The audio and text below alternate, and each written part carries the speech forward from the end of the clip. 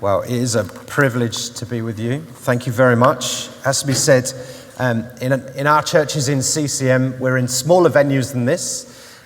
We have, 5 meetings on a Sunday and in different parts of the city, and they're all, in normal times, anywhere between 45 and 65 people. So community halls, that kind of thing we're in, but none of them have a stage like this. So I have a genuine nervousness at the moment. And also the fact I think we're being streamed live on the internet. That would be a very classic Tim moment to do a nutter into the front row. So hopefully I'll do that at the end of the 6 p.m. service. That'd be the best way, wouldn't it? Otherwise I'll have to limp through. Okay, so starting things is difficult. Starting things is difficult. So let me tell you about something we've started recently, and I just alluded to it there in our conversation with Ralph, is that we have a desire to plant a church into Munich. And we've had this desire for a while, and we work with a friend of mine called Andre and another guy called Ivan, and they are Ukrainians. Andre lives in Kiev, Ivan lives in Krakow, and they have been praying for Munich for a long time, and they are church planting extraordinaires. Wherever they go, churches appear. It's quite wonderful to be their friends and to work with them. And they've been talking about this church plant in Munich for a while, and I was agreeing with them. I was like, I think this would be a brilliant idea. I've been to Munich a couple of times. It's a wonderful city, very exciting place. And we kept talking about it, and I kind of get twitchy after a while. I'm like, okay, look, we just need to start something. We do. Let's just start something. Now, obviously, they can't travel anywhere. We can't travel anywhere. We don't have anyone in Munich as such. We don't actually have anyone in Germany. But we were like, right, let's get this thing moving. We need to take a faith step. And as well as not having anyone in Munich, I don't even have anyone who'd like to go there at the moment. That's the stage we're at. And I said, look, let's just do a Zoom prayer meeting.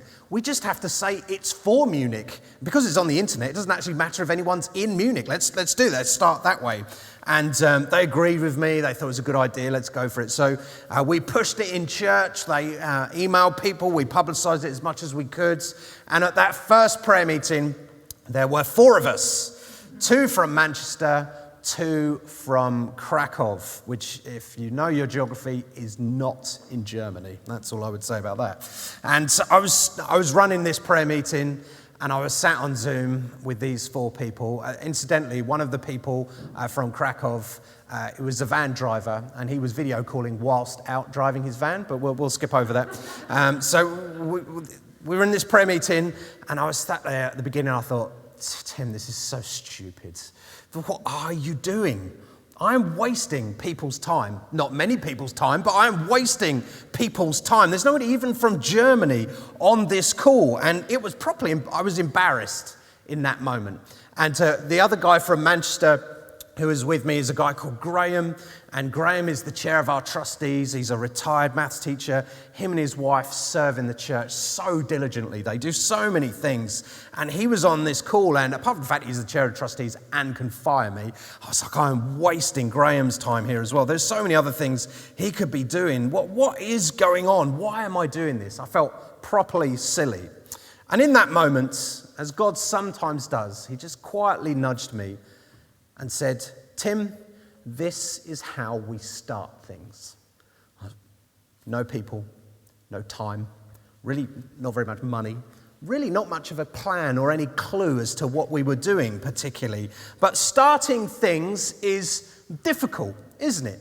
Now, outside the realms of church planting, the first time I asked my wife, Vicky, out on a date, so we've been married nearly 21 years, so this was about 23 years ago, she turned me down dead. And it took her a number of months to come round to the goodness of what was in front of her. It took her a while to agree to that. But starting things is difficult, isn't it? Applying for jobs, maybe your first day at a new job, starting businesses, building friendships. That first time you think you might be someone's friend, but we're English, so we don't want to say it out loud, and those sorts of things. The beginning stages are difficult. How do we get things started? How do we make that leap into the unknown? So it's your vision and impact day to day and for next week as well.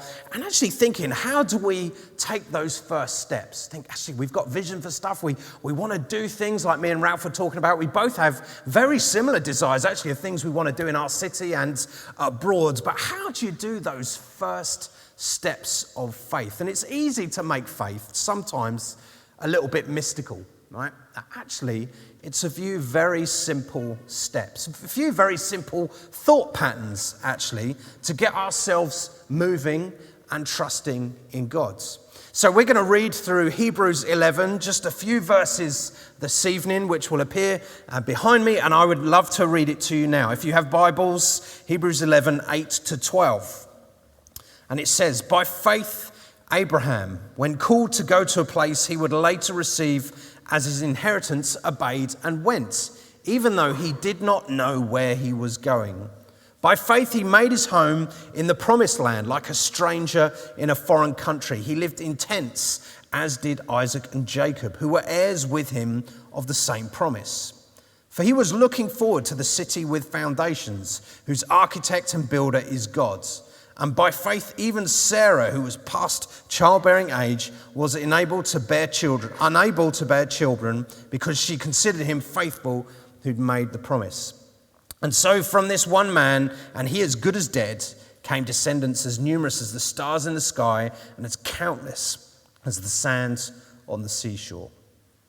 So starting things is difficult, and it requires constant decisions to trust God, to believe God, to keep going, even when the odds are stacked against you, even in moments of real discomfort, in those moments where things seem to be pushing back on you. Actually, how do we keep on trusting God? And we're going to get into this evening. And there are 4 things I think we need to remember, 4 thought patterns, 4 processes that perhaps we need to put ourselves through to keep calling to mind to help us persevere. And the first one is, faith starts with no end in sight. Faith starts with no end in sight. It says Abraham obeyed and went, even though he did not know where he was going. So Abraham, who was called Abraham at the time, was from Ur in the Chaldees, which, as best we can tell, was a very affluent place, one of the first, possibly, great cities in human civilization. Very affluent. People who lived there were doing well. If you could afford property in Ur, then you were doing well in life. It was a well-established city, and Abraham's father decided to move the family. They were going to go to Canaan. And that's what they attempted to do. Abraham's dad gathered the big wider family and they struck out for Canaan. And they got to Haran and then they stopped. They just settled where they were. Now you can have an idea of where you are going even, perhaps like Abraham's dad's, but have no idea how to get there. After the first few steps, actually you can find yourselves just settling for what you have. Just thinking, actually, you know what? That dream is too difficult. That desire is too much. What God has suggested there, actually, I've pushed for it, and you know what? I've got this far, and that's gonna be okay. And it's easy to become cautious. And actually, as you get a bit older, okay, and some of you in this room are older. I know you've got face masks on and the lights are low, but I can tell some of you are old. As you get older, it's easier to put faith down to the enthusiasms of youth, isn't it? Perhaps things you did when you had more time, perhaps when the pressures of work or family can actually cause you just slowly but surely to settle, to give up on Canaan and to settle for Haran. And Abraham's father did that. He settled. Perhaps even there's a suggestion as you read this story in Genesis that he maybe gave up hope a little bit, because it said he settled there, then he died. There was a stopping as he settled, as he didn't push forwards. And when Abraham's father died, Abraham actually started the journey again. He took his family, so he left behind the wider family that his dad, the great patriarch, had, and he took his bit of the family, and they they left. They split off from the family, which is a big moment of saying, actually, you know what? This is the right thing to do. We are pushing out on this journey. And at this moment, he had no idea how it would end. It's a very long journey. They think is probably somewhere in southern Iraq. So to walk from there to Canaan by the Mediterranean, that's a fair hike.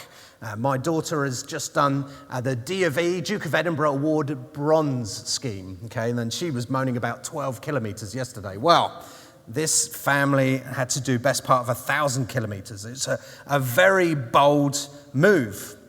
And actually, as I was reading this in Hebrews and reflecting and meditating on this story there, actually what it called to mind was Jesus going to the fishermen and saying to them, leave your nets, leave behind your life, leave behind what's important, leave behind livelihood, family, follow me.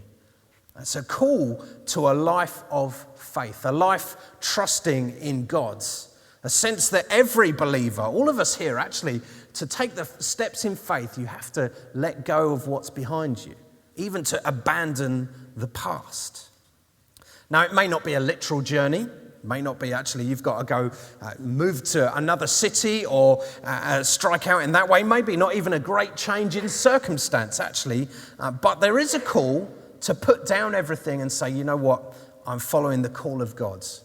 I'm living a life to serve God. And that is as decisive as what Abraham decided to do. But when we do that, we cannot know the end at the beginning. Now, one of the things I love about financial giving, and it seems an odd thing to say this actually, but one of the things I love about giving financially is it costs you money. I don't know if you've noticed that.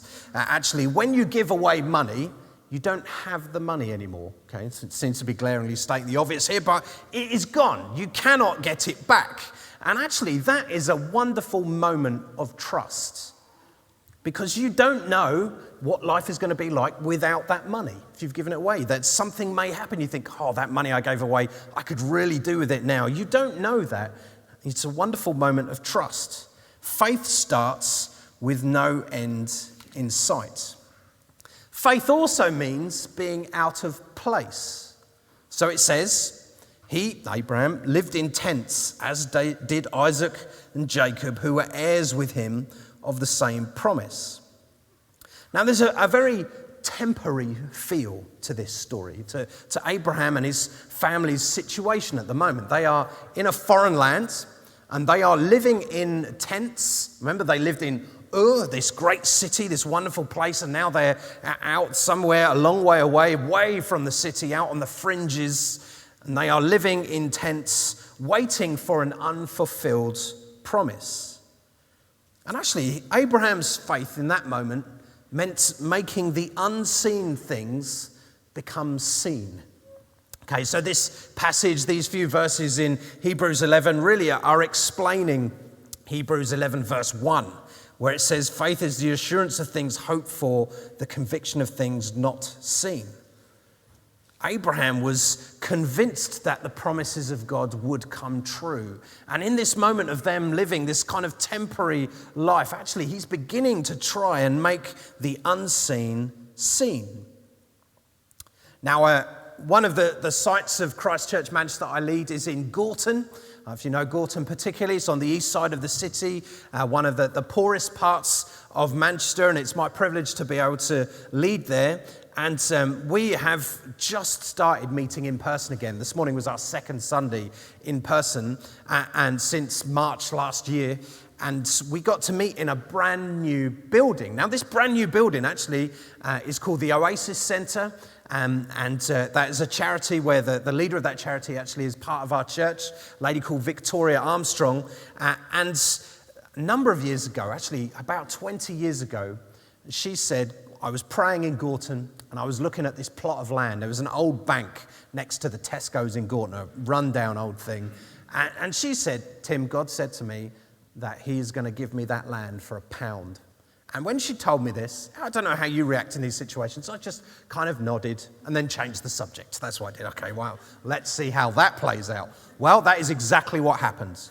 God gave her that land for £1. The council gave her the land for £1. And then she raised, I think, £1.5 million to build this centre, to build a housing estate behind it as well. It's an incredible thing that she has done. But that exciting bit of the venue and the council and the housing estate, actually, that only happened in the last 3 or 4 years. The rest of the time, they were just waiting and hoping and praying. They were trying to make the unseen, what they were believing God for, become seen. There's a feeling of being out of place in that and having to live with the promise, even though you can't see it happening yet.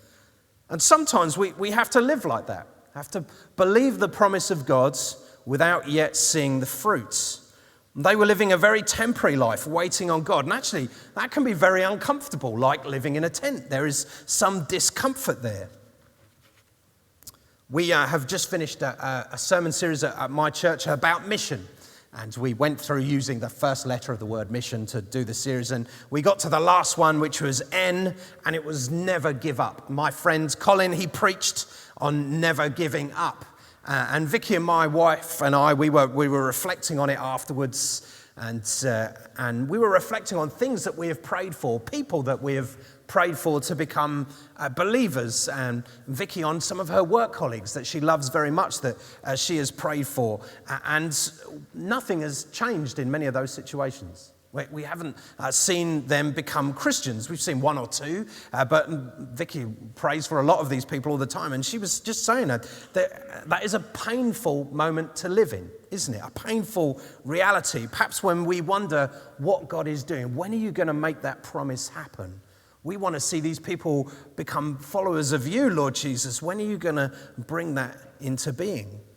And in that moment of difficulty, that moment of looking at the promise not yet being fulfilled, I think that is the big moment of faith.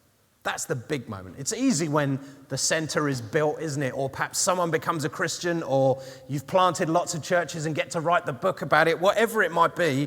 But actually, when it's not yet seen, but you're still believing God for it, that is the moment of faith. Perhaps some of you here have experienced that. Pray for some of your friends or family who haven't become Christians yet. Perhaps you've prayed for people who have been very sick and they have stayed sick. Or perhaps it's for a job situation you want to change and it hasn't changed. Perhaps it's for a family relationship which feels stuck, and no matter how much you pray, it doesn't seem to unstick. Whatever it might be, when we look around and we see just tents, we just see what is temporary, we are looking with our human eyes. When we see what is flimsy, what is easily destroyed, actually we look and only see with our human eyes. Now, every time we've planted a site of CCM, which I've done 2 or 3 times now. In those early days on a Sunday morning of looking around the room, every time I thought, oh, this is so silly. This is so flimsy. This could disappear in a moment. And actually, the first one we planted in Fallowfield, like nearly 12 years ago, I remember, I think we were about a year into it, and I invited a friend of mine who was a pastor to come and preach. And he came and preached, and he brought 5 or 6 people with him. And I remember looking at him sat there with his row of guests that he brought, thinking, he has doubled my congregation this evening. That's what happens. This is really quite embarrassing. If I cancelled next week's service, would anybody notice? And in those moments, you can feel very temporary. You can feel very out of place. I'm looking around and I'm seeing tents. I'm not seeing the great city that I thought God had for us. I'm just seeing tents and waiting. So faith can mean being out of place. But faith means looking for God's work, not ours. It says he was looking forward to the city with foundations, whose architect and builder is God. He could see, actually, Abraham, what God's city was. He wasn't looking and seeing the tents where his family were living in. I don't think he was particularly dwelling on life as it used to be in the great city 1,000 miles away. And he could see God's city. And there's a strange mystery in this story, it feels to me. We see Abraham walk 1,000 kilometers with his family to this promised land. And when he gets there, What does he do? Well, the author of Hebrews suggests he doesn't really seem to do very much, actually. There is no frenzied activity. He doesn't start actually whacking up houses and building a temple straight away and getting into all of that kind of practicalities, starting a government, all of those sorts of things. Actually, there is a trust in God that happens in these moments. And there's a question for us, a question actually for you, City Church, whether it's in your church planting endeavours or whether it's in the lives that you all lead. What do you see when you look at those things? Perhaps different situations that come to mind. Just as I ask that question, do you see the plans of God? Now, I wonder if Abraham, when he woke up in the morning and saw the canvas above him, had to make a choice to remind himself of the promise of God. God had promised him land, had promised him descendants that were to be as numerous as the stars in the sky, and there was a long time where they couldn't even have children, let alone many descendants. We have to look at what we've got and ask God what he sees, not what we can see. Now, a friend of mine was helping some church planters in Boston, in America, and there was just the two of them in the plant at the time, really the very early stages, had no people or anything, and he'd gone out there just to pray with them and talk to them, and they went and stood on a high-rise in Boston and were just looking out over the city and over the area, and he said to them, look, you're not planting a church, you're planting a whole region of churches. And now he was that sort of guy. He was trying to help them see, look, actually, what does God see in this moment? No, you're just seeing the two of you. You're seeing how we're going to get a few more people. You're looking at your feet when you're church planting, one foot in front of the other. We need to get some more people. When's the first person going to become a Christian? All of that sort of stuff. And he was saying, look, okay, lift your eyes and see. You're not just planting a church. You're planting a whole region of churches. One of the sites that we would like to plant is into Denton. And I pray for a church there that is thriving with people who are devoted to Jesus, in community together, on mission together. But I'm also praying that actually it would plant churches out into the area of Tameside. I would love to see more and more churches that love Jesus, love each other, are on mission throughout the area of Tameside. And what have we got for that in Denton at the moment? Really not very much. We've got a few people, but not that much at all. Now, you might look at situations in your own life, whatever they might be, and think, I can't see a city here. I can just see the tents. I cannot see the plans of God. Even that feeling, I just don't know what God wants me to do in this moment or what he's planning to do. And perhaps it's a life-controlling habit. You've been battling to change for a while, but it doesn't seem to shift and move. And you look at it and think, I can't see the city here. I can just see the difficulty. Perhaps it's family life. Maybe there are some difficulties there. Or perhaps it's your work life thinking, Tim, I'm planning to get to Friday. That's as far ahead as I can see at the moment, let alone a city designed and built by God. Perhaps it's faith to give financially. Thinking, Tim, my budget is tight. I've barely got anything. What can I possibly do? And actually, like I've said, faith is in those moments, in the big moments. Perhaps the best thing is just to pause, ask God to give us eyes to see what he can see, even if for just a moment. So faith means looking for God's work, not ours. And finally, and we will finish with this, faith means small victories become huge wins. It says, and from this one man, and he is good as dead, came descendants as numerous as the stars in the sky and as countless as the sand on the seashore. So we are looking forward to this city of God. That's what we are looking forward.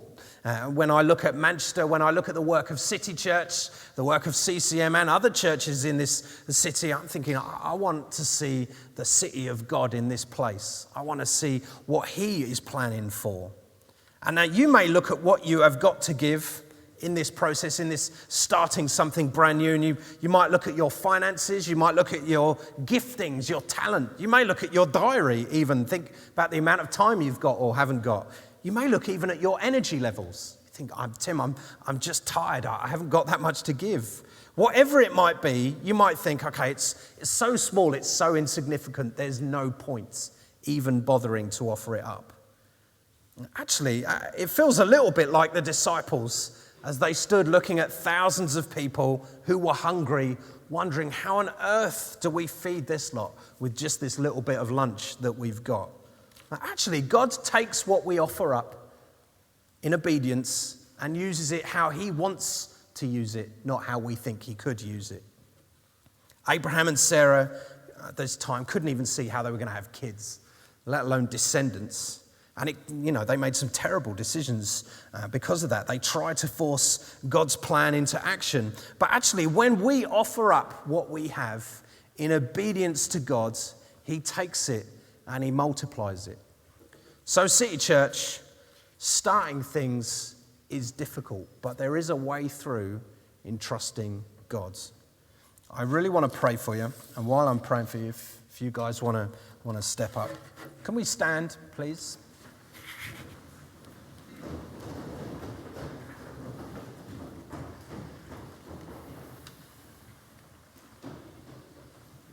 Let's just close our eyes for a moment. When I was thinking about when Ralph invited me to come along, I just felt like I wanted to bring this to you because you are going to start more and more things. And I know that you've sent Pete and those guys to plant already, but actually there is more for you. And actually that is a difficult place for a church to live in for a long time because you're giving away a lot. And that is that's a wonderful generosity, but it's a difficult place to live. And I felt like God would say that actually he watches you, he cares for you, and he is going to provide for you. Actually, that I think is for those of you here as well, when you're not thinking about church planting, you're thinking about other things going on in life. And I feel like God would say, I'm watching you, I care for you, I'm going to provide for you. And he wants to, like those church planters on the high rise in Boston, for you to lift your eyes and actually see a very big picture, not just what your mind can cope with. So Father in heaven, you're fantastic and we love you. Father in heaven, I pray for this church right now. Would you bless and multiply them beyond what they think is possible? Lord God, would you put courage into their hearts? Lord, in those moments of starting things, churches or whatever it might be, Lord God, would you give them the courage to push through the discomfort, to look and see the glorious city of God, that possibility, not just what they can achieve with their own efforts. Oh God, we thank you, Lord Jesus. Amen.